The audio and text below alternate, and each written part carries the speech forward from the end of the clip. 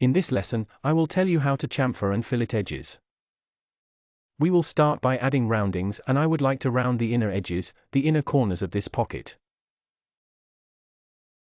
And for this purpose, select the fillet command. Select the corners that you want to round, that is, select the lines of these corners.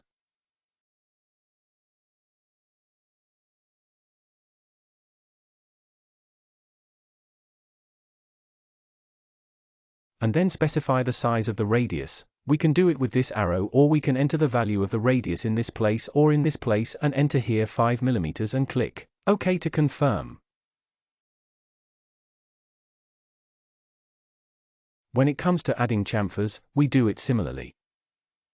From the Modify menu, select the chamfer operation and select the edges on which you want to add a chamfer, and similarly specify the size of the chamfer by dragging the arrow or by entering the value of the size of the chamfer in this place, or in this place and click OK.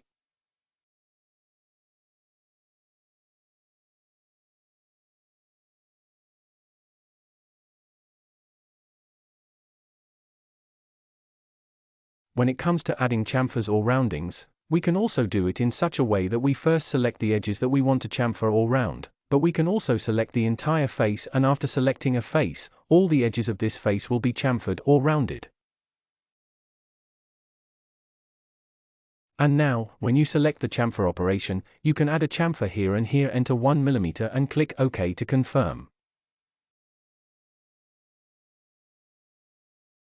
And as you can see, adding chamfers and roundings is a very simple operation. Click this icon to save the changes. OK, and in this way we have created such a 3D model.